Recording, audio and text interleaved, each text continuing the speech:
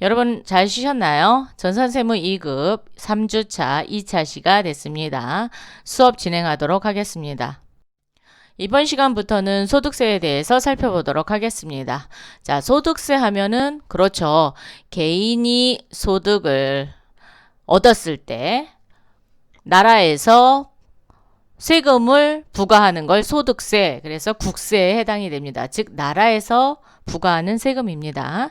그래서 뭐 자연인에게 부과하는 소득세라고 그러니까 조세라고 이야기합니다. 그래서 소득금액을 과세표준으로 하는 조세이고요. 납세자와 담세자가 일치하는 직접세에 해당이 됩니다. 자, 그러면 소득세의 특징을 좀 한번 살펴볼까요? 자, 국세는 그렇죠. 국가에서 부과하는 조세, 직접세는 직접 내는 거죠. 그래서 납세자와 담세자가 일치하는 조세가 되겠습니다. 그럼 간접세는 그렇죠. 여러분이 알고 있는 뭐가 있어요? 부가가치세. 즉 납세자와 담세자가 서로 다르죠. 그래서 납세자는 회사 또는 뭐 기업체, 그다음에 담세자는 소비자 이렇게 되는 거죠. 자, 그게 간접세고 직접세는 납세자와 담세자가 같은 경우를 이야기하고 보통세입니다. 그래서 사용 목적에 특정하지 않아 일반 경비를 충당하는 조세로 사용되고 있고요. 인세, 즉 사람을 인적 공제 제도를 가지고 있어서 담세 능력에 고려한 조세이다. 즉 사람마다 소득 벌어들이는 소득이 서로 다르잖아요. 그래서 그런 거를 부담할 수 있는 거를 고려해서 한 조세다 해서 인세가 되겠습니다. 즉 물건에 대한 물세가 아니라 사람에 대한 사람의 개인 소득에 대해서 하는 인세다라고 보시면 되겠습니다. 소득 원천설이 있어요. 소득 원천설은 계속적이고 반복적으로 발생하는 소득에 대해서만 과세 대상에 포함을 합니다. 즉 한 번 발생된 거 이런 거는 소득세로 계산되지 않는다라는 거예요. 그래서 계속적이고 반복적으로 발생되는 소득에만 과세 대상에 포함한다. 열거주의를 선택하고 있는데 법령에서 구체적으로 열거되어 있지 않지만 그래도 열거되어 있는 것은 모두 다 과세를 하고요. 두 가지, 즉 이자소득과 배당소득은 열거주의를 포함한 포괄주의를 도입하고 있습니다. 포괄주의라는 건 그거와 의미가 같은 거다라고 하면 모두 다 넣어서 과세하는 거를 이야기합니다. 그래서 소득세는 뭐 근로소득도 있고 이자소득, 배당소득, 요거 이자하고 배당을 금융소득이라고 하고 사업하는 사업소득, 그다음에 기타소득, 뭐 연금소득 이런 것들이 있는데 그 중에 열거주의는 나머지 소득에 대해서는 다 그렇지만 이자와 배당은 포괄주의를 도입하고 있다. 열거주의도 있고 포괄주의도 가지고 있다라는 거예요. 응능과세라고 합니다. 그래서 개인이 부담 능력을 따라 과세되는 조세예요. 그래서 응능과세라고 이야기하고 누진과세를 채택하고 있어요. 그래서 7단계의 초과 누진세율을 적용하여 능력에 따라 서로 다르게 과세하는 누진과세를 채택하고 있다. 자, 소득세의 과세 방법은 원래 원칙은 종합과세예요. 근데 종합과세는 6가지의 소득을 모두 다 합해서 합산하여 과세하는 거를 종합과세라고 합니다. 그래서 이자, 배당 요거 두 개를 뭐라고? 금융소득이라고 얘기했고요. 사업, 근로, 연금, 기타 이렇게 6가지 소득을 모두 합산해서 종합과세하고요. 분류과세가 있어요. 자, 분류과세라는 건 장기간에 걸쳐서 발생이 되지만 일시에 실현되는 소득이에요. 그 소득에는 퇴직이나 양도소득이 있어요. 우리 회사를 다니다가 회사를 그만두면 퇴직금 받죠? 이게 퇴직소득이에요.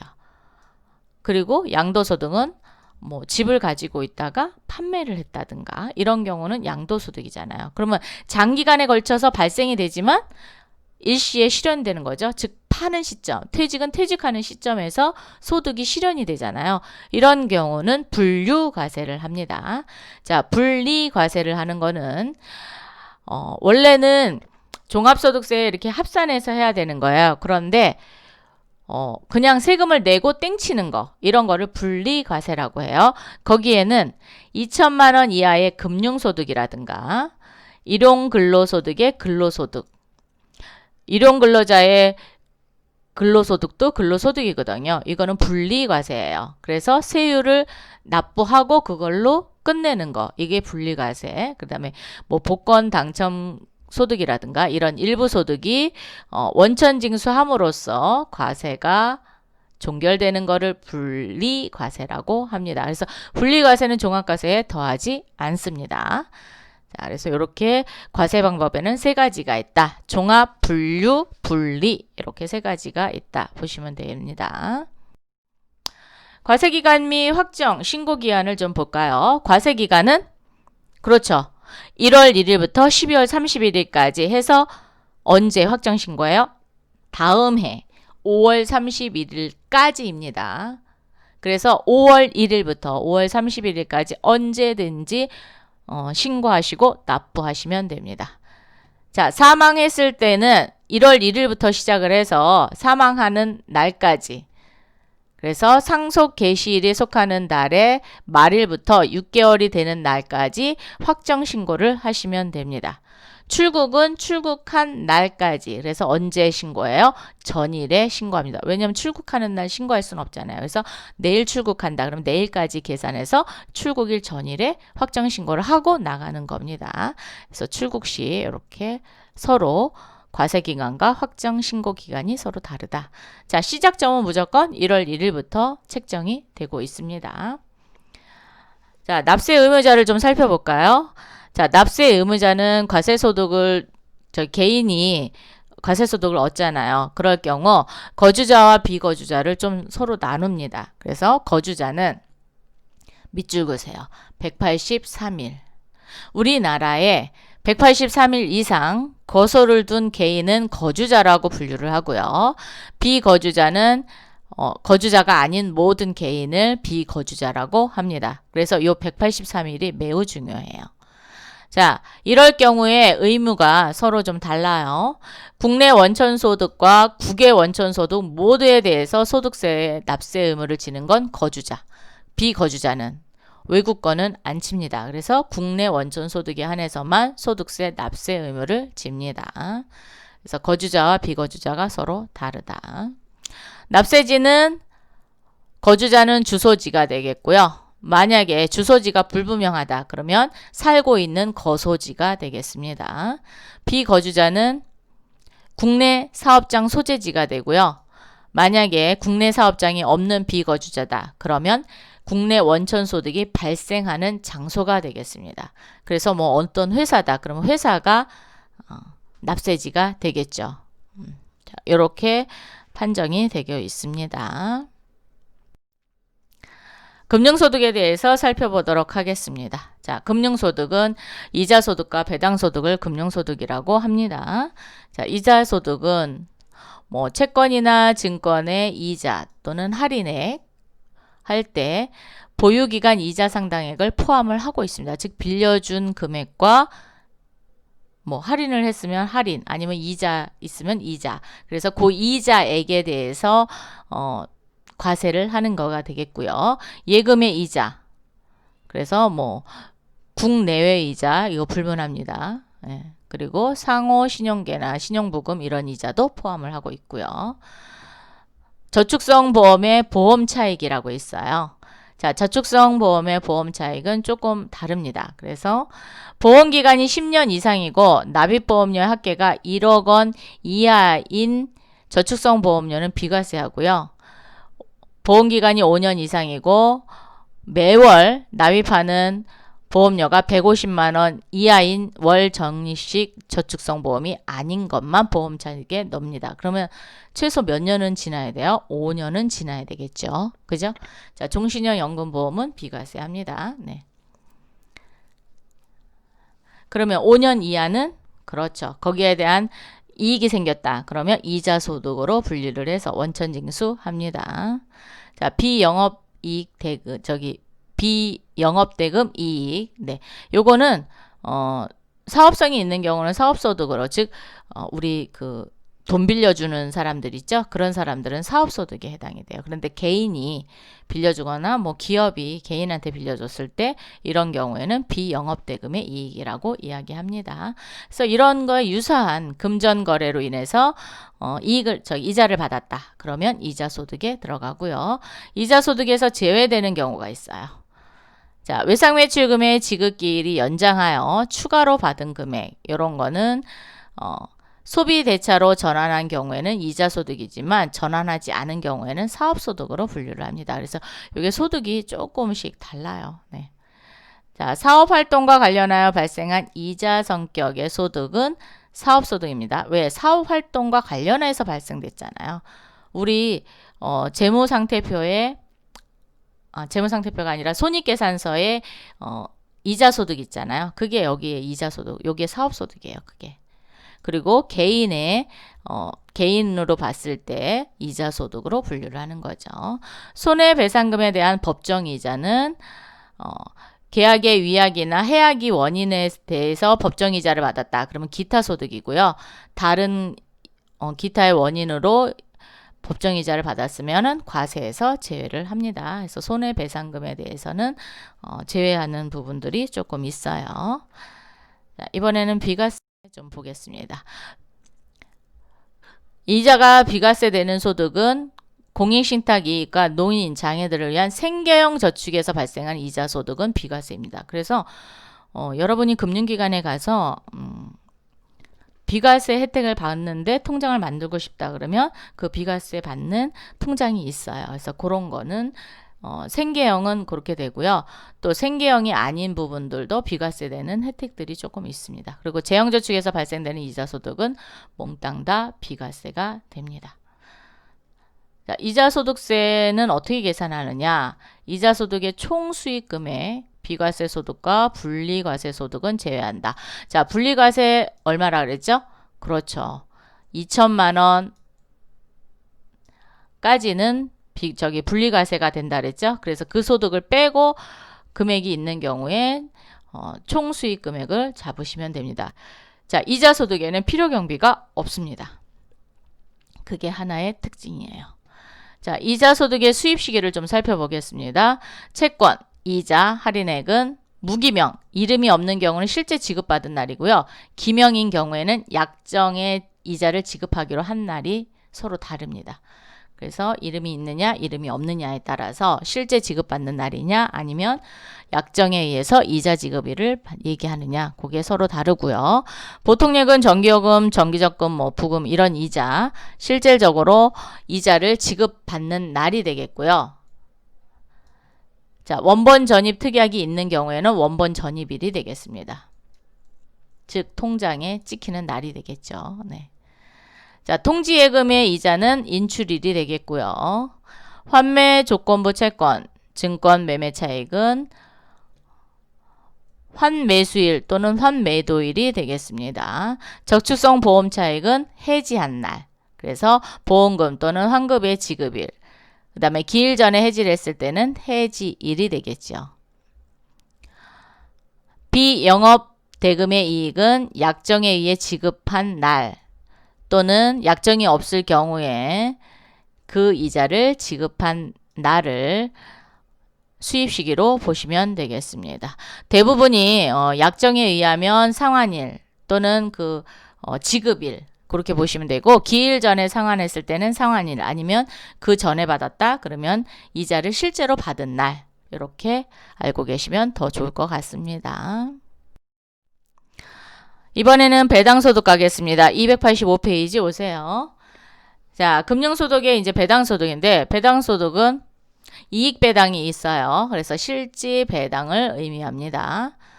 그러면 실지배당으로 받는 건 뭐 있어요? 현금배당 이런 거 해당이 되겠죠? 네. 그 다음에 의제배당이 있고 인정배당. 인정배당은 법인세법상 배당으로 소득 처분되는 금액을 인정배당이라고 이야기합니다. 그래서 얘는 법인세법에서 이렇게 처분하는 그 금액이 있어요. 그래서 그거를 인정배당으로 해주는 경우 배당소득으로 봅니다. 간주배당은 조세 피난처에 본점을 둔 외국인이 배당 가능한 법인 유보소득에 대해서 과세를 조정할 때 쓰는 게 간주 배당이 되겠습니다. 그래서 뭐 여러분이 알고 있는 거는 이익 배당, 그 다음에 인정 배당 이 정도로 알고 계시면 좋을 것 같습니다. 네. 뭐 비과세되는 배당 소득도 있겠죠. 그래서 똑같아요. 네. 그래서 공익신탁에서 받는 그런 배당, 그리고 생계저축에서 발생되는 배당, 이런 거는 비과세 되고 있다. 네. 이번에는 배당소득은 어떻게 계산하느냐? 배당소득 총수익 금액으로 하고요. 얘는 귀속법인세가 있습니다. 그래서 귀속법인세를 더해 주셔야 돼요. 그래서 뭐 비과세 소득이라든가 분리과세 소득은 제외하고요. 자, 배당소득의 수입 시기를 좀 살펴볼게요. 요거는 조금 아까랑은 좀 다른 부분들이 있어서 좀 잘 기억해 두시면 좋을 것 같습니다. 일반 배당인 경우에는 지급받은 날이 되고, 잉여금 처분에 의해서 배당받으면 결의일이 됩니다. 그리고 건설이자 배당인 경우에는 이자 배당 결의일이 돼요. 즉 결의일이라는 건 주주총회에서 뭐 하는 거예요? 땅땅땅 해갖고 언제 처분을 하겠다라고 했을 때 결의한 날을 수입 시기로 보는 거죠.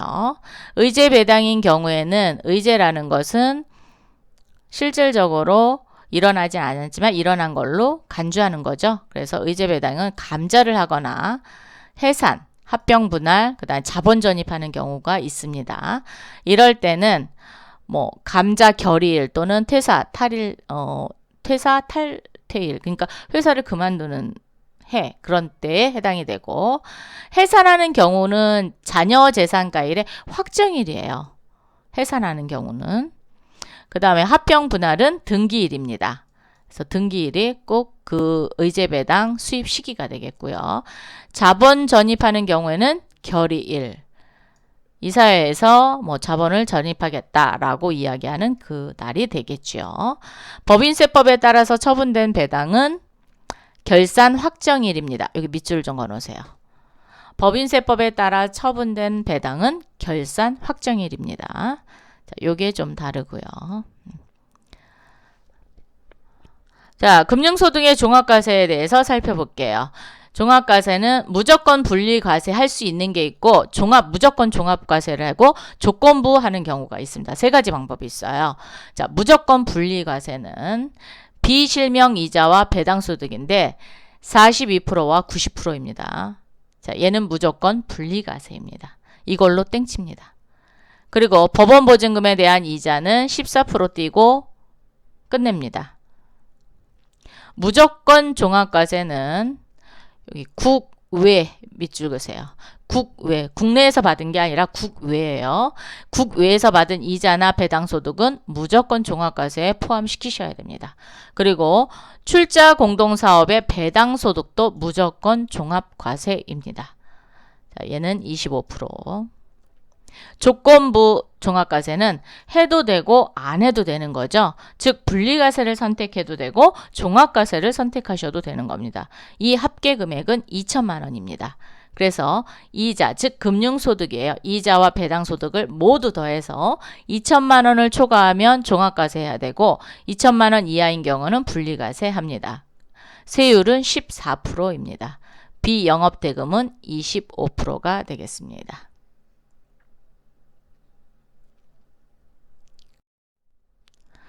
사업소득 가볼까요? 자, 287페이지입니다. 사업소득의 범위는 뭐 여러 가지가 있어요. 뭐 농업에서 보면 작물 재배업 등 곡물 및 기타 식량 작물 재배업은 제외. 그렇죠. 먹는 거니까. 그죠? 그런 거 빼놓고 나머지는 사업소득에 들어가고, 뭐 광업, 제조업은 뭐 사업소득에 들어가겠죠. 네. 하수, 폐기물 처리, 원료 재생, 환경보건업에 발생한 소득. 자, 그런데 이제 여기서 밑줄을 긋게 건설업입니다. 건설업에서 발생한 소득도 사업소득인데 주택, 신축, 판매업 포함입니다. 그리고 부동산 임대업, 교육 서비스 뭐 여러 가지가 있습니다. 자, 그런데 사업소득의 특징은 영리를 목적으로 하셔야 돼요. 그리고 계속적, 반복적으로 행하는 활동을 통해 얻는 소득을 사업소득, 이게 아니면 기타 소득으로 넘어갑니다. 그래서 사업소득의 큰 특징은 영리를 목적으로 하고 계속적, 반복적으로 행하는 활동을 통해서 얻는 소득이다 라고 보시면 되고요. 그럼 사업소득에서도 비과세 소득이 있어야 되잖아요. 자, 비과세 소득 살펴보겠습니다. 논과 밭을 임대하는 임대소득이 있어요. 이럴 경우 작물 생산에 이용하게 함으로써 발생하는 소득은 비과세예요. 왜? 여기 사업소득 범위에서 작물 재배업 등 곡물 및 기타 식량작물 재배업은 제외한다 그랬죠? 그래서 여기서 작물 생산에 이용하는 경우에는 비과세예요. 전액 비과세입니다. 작물 재배업 소득도 비과세기는 하는데 해당 과세기간에 수익금액 합계액이 얼마 이하? 10억 원에 밑줄그세요. 합계액이 10억 원 이하인 경우에는 비과세. 그러면 10억을 초과하면 과세를 하겠다는 거죠. 주택 임대는 한 주택을 소유한 자가 임대소득을 하는 경우에는 비과세지만 고가주택은 과세입니다. 자, 그래서 고가주택은 기준시가 얼마? 9억 원. 여러분이 뉴스에서 가장 많이 보는 게 9억 원, 9억 원 할 거예요. 여기에 해당이 되거든요. 그래서 기준시가 9억 원을 초과하는 경우에는 과세입니다. 그리고 외국에 있는 주택의 임대소득은 몽땅 다 과세입니다. 이거는 뭐 금액하고 상관없습니다. 그래서 외국에 있는 주택을 임대하는 경우 과세다. 주거용 건물 임대업에서 총 수입의 2천만 원 이하인 자의 임대소득은 비과세입니다. 우리 임대업 그 건물주 이렇게 조물주 위에 건물주 있다 그랬잖아요. 그 건물주가 주거용 건물의 임대업자인 경우에는 2천만 원 이하이면 비과세예요. 근데 그걸 초과하면 과세입니다.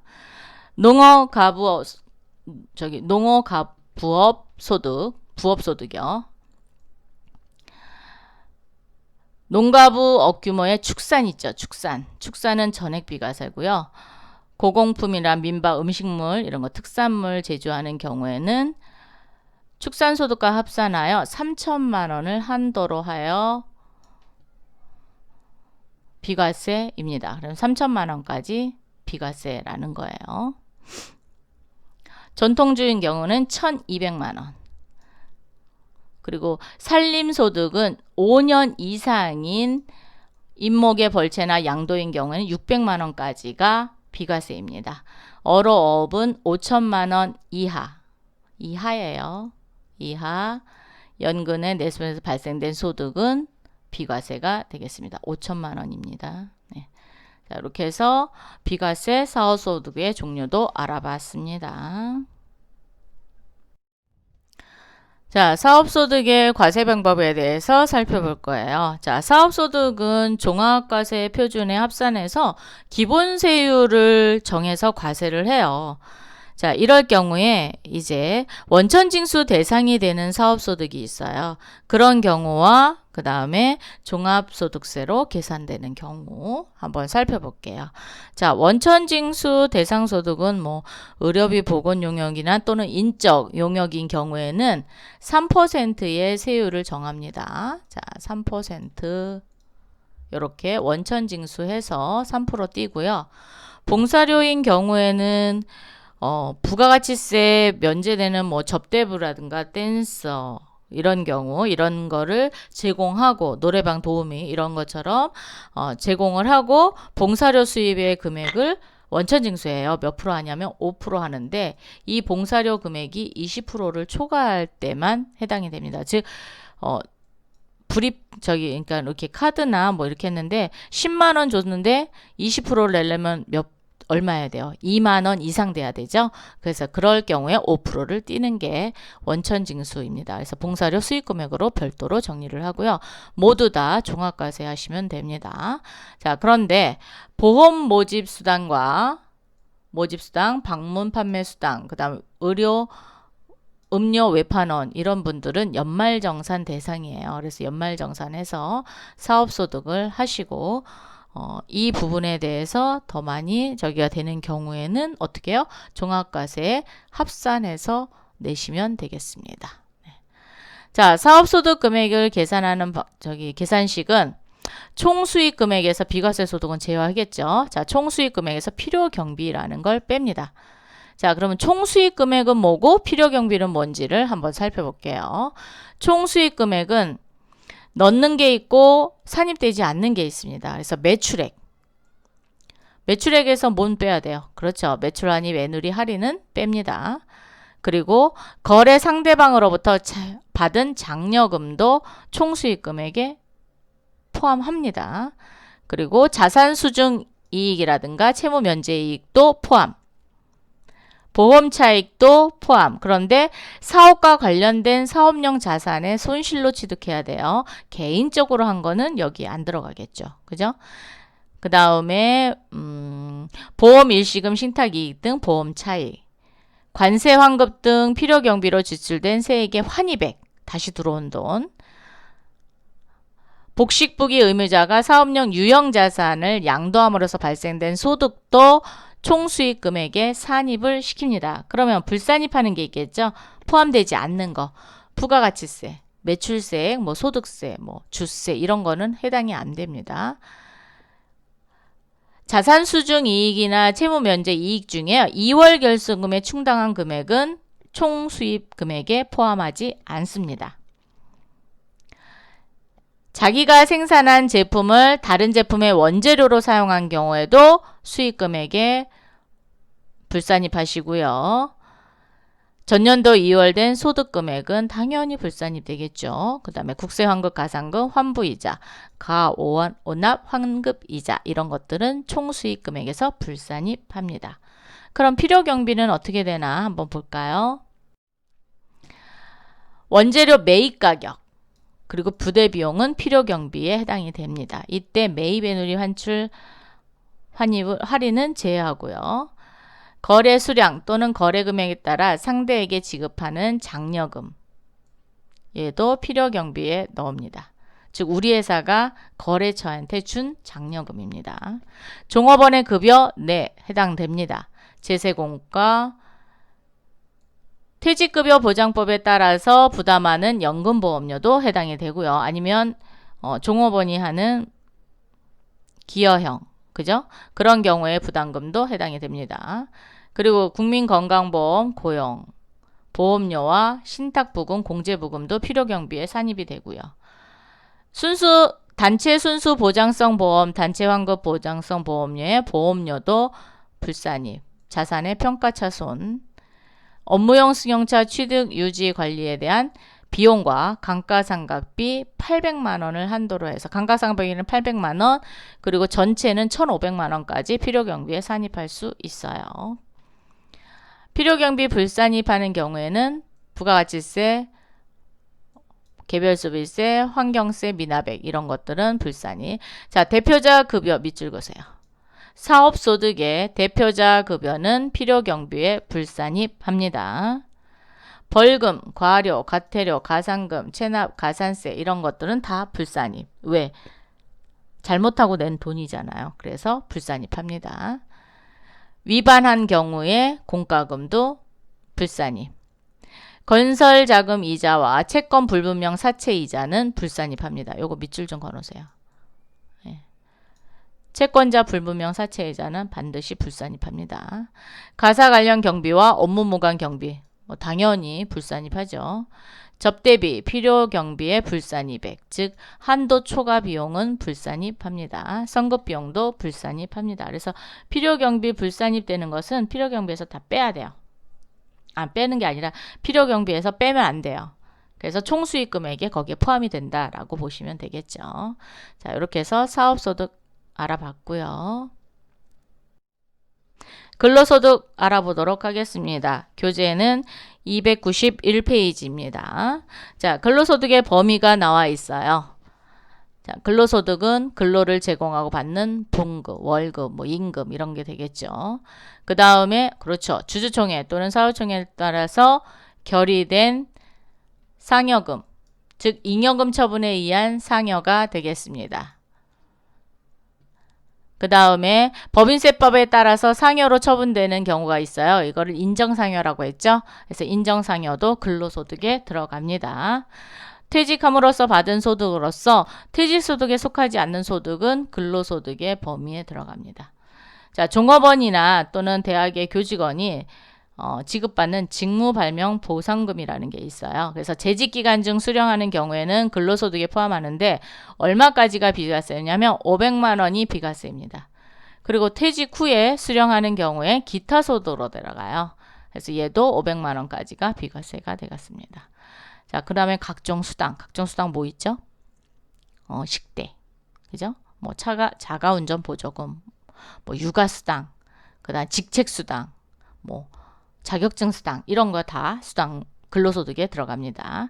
기밀비, 판공비를 포함해서 교재, 업무를 위하여 사용되는 것이 불분명한 거는 모두 다 근로소득에 들어갑니다.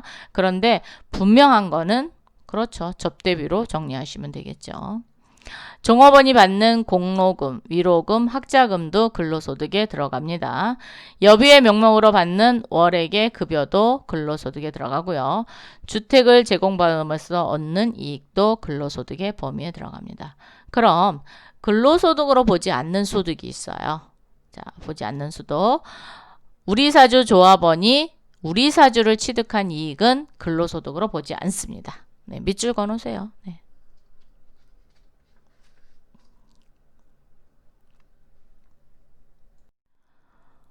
여러분 지금 여기에 책이 없는데 한번 적어 놓으시고요. 여러분 종업원 여기 직무발명 보상금 책에는 300만 원으로 돼 있죠? 500만 원입니다. 네, 그거 좀 고쳐 놓으시고요. 이번에는 단체 순수 보장성 보험인 경우는 연 70만 원 이하의 금액은 근로소득으로 보지 않습니다. 종업원이 내는 보험. 자, 사업자가 종업원이 내는 것도 있고 회사에서 내는 것도 있거든요. 그래서 그런 경우는 근로소득으로 보지 않고 사업자가 종업원에게 지급하는 경조금 있죠. 이게 사회통념상 타당하다고 인정되는 금액은 근로소득으로 보지 않습니다. 그래서 대부분 한 30만 원 정도 아니면 회사의 사규에 나와 있으면 그 사규 정관 있죠. 그러니까 회사 규칙 그런 거에 나와 있으면 사규에 나와 있으면 그것도 인정을 해주기도 합니다. 근로자가 지급받는 교육훈련비는 근로소득으로 보지 않고요. 출퇴근을 위하여 차량을 제공하고 받는 운임 요게 자가운전 보조금에 해당되는 경우가 많거든요. 그럴 경우에는 근로소득으로 보지 않습니다. 비과세 근로소득에 대해서 알아보도록 할게요. 교재는 292페이지에 있습니다. 자, 종업원이 실제 소유 차량의 종업원이 직접 운전해서 업무에 사용하는 경우 월 20만 원까지가 비과세입니다. 그리고 우리 방송이나 이렇게 그 신문사들의 기자들은 취재하러 다니잖아요. 그리고 또 벽지에 근무할 수 있잖아요. 이때 받는 벽지 수당도 월 20만 원까지입니다. 육아교육범이 초등, 고등, 고육법, 특별법에 의해서 교원이 받는 연구보조비가 있어요. 이것도 20만 원까지가 비과세가 되겠습니다.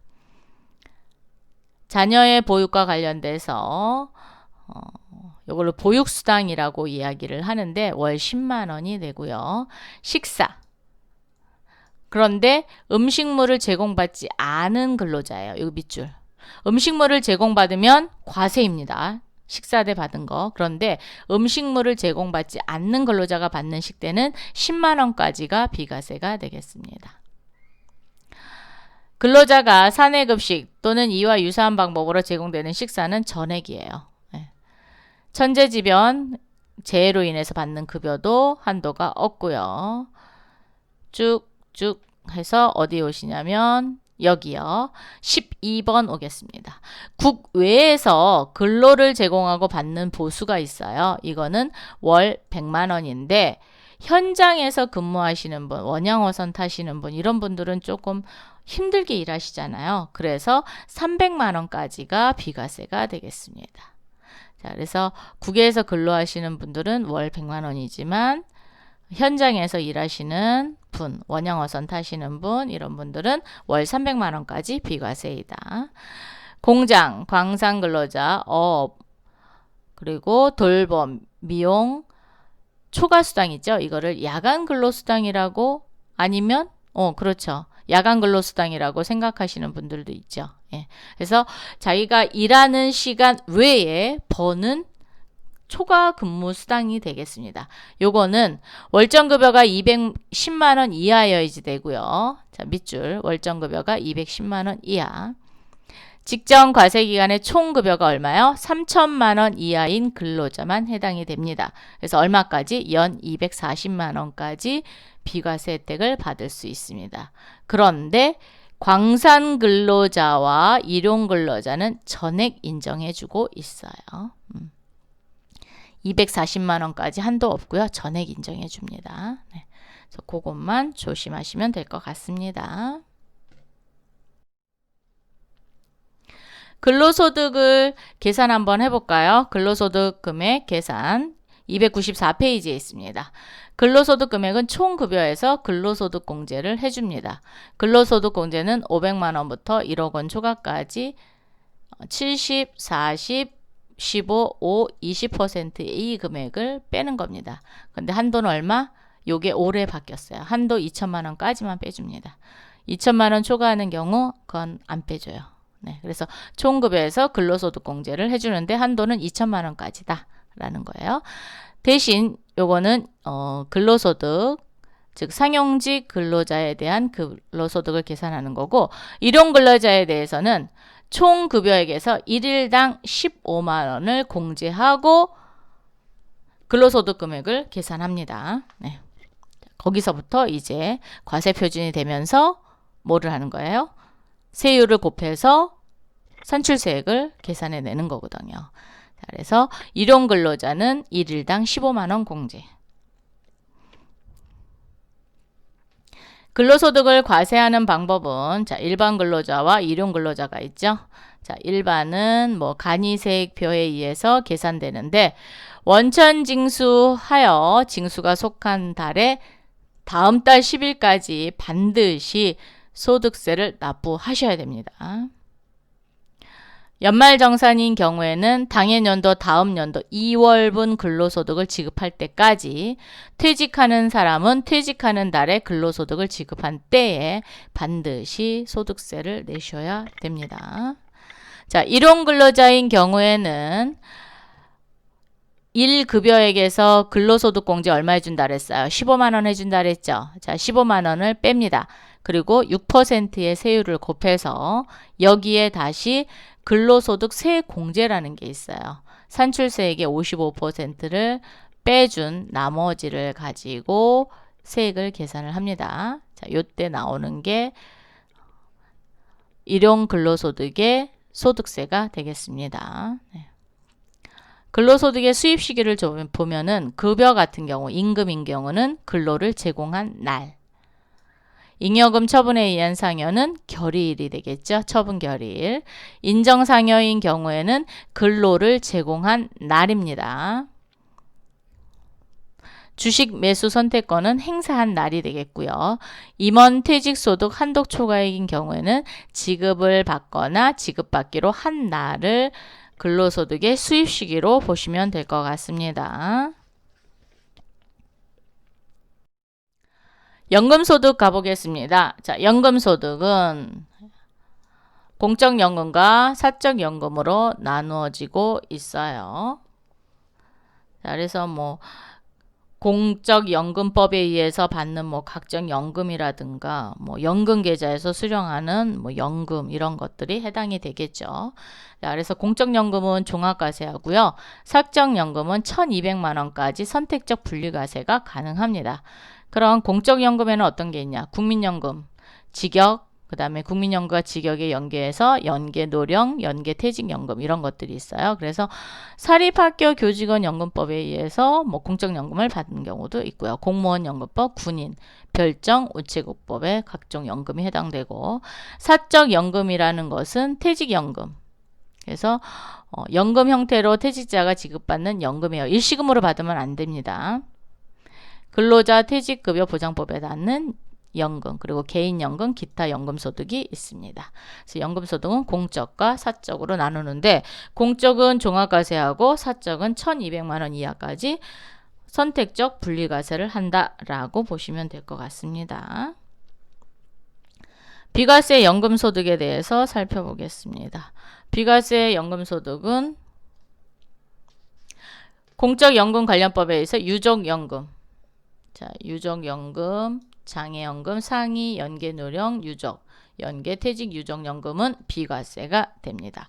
그리고 산업재해보상보험법에 따른 각종 연금도 비과세가 해당이 됩니다.